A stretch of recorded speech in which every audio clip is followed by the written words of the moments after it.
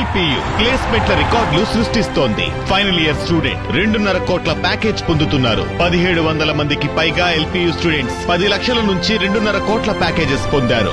విద్యా విప్లవం ప్రారంభమైంది లవ్లీ ప్రొఫెషనల్ యూనివర్సిటీలో. సత్యం గెలిచింది, ధర్మానికి న్యాయం దక్కింది, నిజాయితీ సగర్వంగా నిలబడింది. దేశంలోనే సర్వోన్నత న్యాయస్థానం తీర్పుతో రెడ్ బుక్ రాజ్యాంగం ఊడింది. ప్రజాస్వామ్యం హాయిగా నవ్వింది.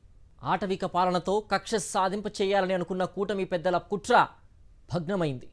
విలువలకు నిజాయితీకి మారుపేరైన సీనియర్ జర్నలిస్ట్ కొమ్మినేని శ్రీనివాసరావు పచ్చరాజ్యపు కబంధ హస్తాల నుండి, సంఖ్యల నుండి విడుదలయ్యారు. కోడి కొక్కరోకోతో నిద్రలేచే తెలుగు ప్రజలు సాక్షి టీవీలో కేఎస్ఆర్ లైవ్ షోతో వార్తా ప్రపంచంలో దైనందిన చర్చా కార్యక్రమంలో అడుగు పెడుతూ ఉంటారు. 7 పదుల వయసులోనూ జర్నలిజం వృత్తి పట్ల నిబద్ధతతో నిజాలకు కట్టుబడి ఉద్యోగ ధర్మాన్ని నిర్వర్తించే కొమ్మినేని శ్రీనివాసరావు గతంలో చంద్రబాబు నాయుడి 5 ఏళ్ల పాలనలో వైఫల్యాలను నిర్మోహమాటంగా ఎండగట్టారు. అందులో ప్రభుత్వంపై కానీ రాజకీయ పార్టీలపై కానీ కక్ష లేదాయనకు. గత ఏడాది మరోసారి ముఖ్యమంత్రి అయిన చంద్రబాబు నాయుడు నేతృత్వంలోని కూటమి ప్రభుత్వం ఎన్నికల్లో ఇచ్చిన హామీలను అమలు చేయకపోవడాన్ని ఆయన ప్రశ్నించారు. జర్నలిస్ట్గా అది ఆయన విద్యుక్త ధర్మం. అయితే దాన్ని చంద్రబాబు నాయుడు అండ్ కో సహించలేకపోయింది, భరించలేకపోయింది. తమ వైఫల్యాలను ఎత్తి చూపడాన్ని జీర్ణించుకోలేకపోయింది.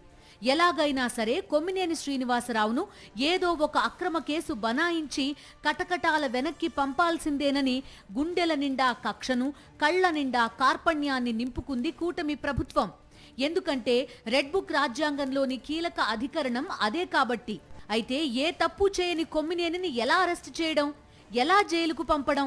మామూలుగా చట్టబద్ధంగా నడుచుకునే వాళ్లకైతే ఇవి జరిగే పనులు కావు. కానీ ఏపీలో అధికారంలో ఉన్నది చంద్రబాబు నాయుడు కాబట్టి, ఆయన తనయుడు రాసిన రెడ్ బుక్ రాజ్యాంగాన్ని చంద్రబాబు కూడా ప్రేమిస్తున్నారు కాబట్టి, ఆ రాజ్యాంగానికి విలువలు చట్టుబండలు ఉండవు కాబట్టి పోలీసులను పిలిచి ఓ కేసు పెట్టించేశారు. కేఎస్ఆర్ లైవ్ షో డిబేట్లో ఒక అనలిస్ట్ తన అభిప్రాయాన్ని వ్యక్తం చేస్తే కొమ్మినేని నవ్వారు కాబట్టి, ఆ నవ్వు తమ గుండెల్లో పచ్చల పిడిబాకులా గుచ్చుకుంది కాబట్టి కేసు పెట్టి లోపల వేసేయమన్నారు పాలకులు. చంద్రబాబు ఏం చెబితే దానికి రైట్ రైట్ అంటోన్న కొందరు పోలీసులు అమాంతం హైదరాబాద్లో ఉన్న కొమ్మినేని శ్రీనివాసరావును అరెస్టు చేసి పట్టుకుపోయారు. ఇంతకీ కొమ్మినేని చేసిన తప్పేంటయ్యా అంటే ఇది అని ధైర్యంగా చెప్పడానికి బాబు అండ్ కో దగ్గర ఎలాంటి పాయింట్లు లేవు.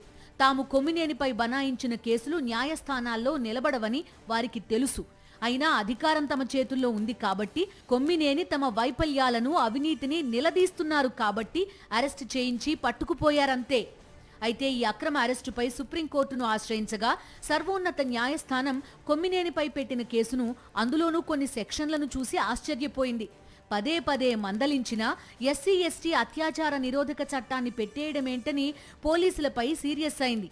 అసలు కొమ్మినేనిని ఏ కారణంతో అరెస్టు చేశారని మండిపడింది. డిబేట్లో కొమ్మినేని నవ్వారు సార్ అని ప్రభుత్వం తరపు న్యాయవాదులు ఫిర్యాదు చేశారు. నవ్వితే అరెస్ట్ చేసేస్తారా? న్యాయమూర్తులుగా మేం కూడా కేసుల విచారణ సందర్భంగా నవ్వుతాం, అయితే ఏంటి అని న్యాయమూర్తి మరింత సీరియస్ అయ్యారు. డిబేట్ నిర్వహించే వారిని అసలు ఎలా అరెస్ట్ చేస్తారు అంటూ గట్టిగా నిలదీశారు. తక్షణమే కొమ్మినేని శ్రీనివాసరావును విడుదల చేయాల్సిందిగా ఆదేశించారు.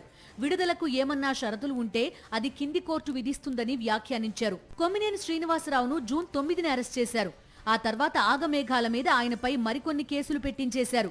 వీలైనంత ఎక్కువ కాలం కొమ్మినేని శ్రీనివాసరావును జైల్లోనే ఉంచి వేధించాలని కూటమి పాలకులు అనుకున్నారో ఏమో కానీ సుప్రీంకోర్టు ఆదేశాలతో వారి యత్నాలకు గండిపడింది.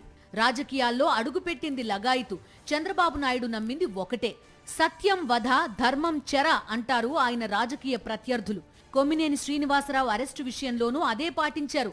కొమ్మినేని చెయ్యని తప్పును ఆయనకు ఆపాదించి సత్యాన్ని వధించాలనుకున్నారు. ఆయన్ను అక్రమంగా జైలుకు పంపి ధర్మాన్ని చెరలోకి పంపారు. అయితే అంతిమంగా న్యాయం అనేది ఒకటి ఉంటుంది కదా, అది సుప్రీంకోర్టు రూపంలో ప్రత్యక్షమై అక్రమార్కుల దుర్మార్గపు ఆలోచనకు అడ్డుకట్ట వేసింది. నిర్దోషి, నిజాయితీపరుడు అయిన కొమ్మినేని శ్రీనివాసరావును విడుదల చేసింది. కొమ్మినేని నవ్వును సాకుగా చూపి అరెస్టు చేశారు కూటమి పాలకులు. చివరకు వారే నవ్వుల పాలయ్యారు. సత్యమేవ జయతే అనేది మరోసారి నిరూపిస్తూ కొమ్మినేని చిరునవ్వుతో బయటకు వచ్చారు. ప్రజాస్వామ్యానికి పట్టం కట్టే సాక్షి మీడియా కొమ్మినేని విడుదలను స్వాగతించింది. కొమ్మినేని నవ్వుతో కూటమి కుట్రలు భళ్లున బద్దలయ్యాయి.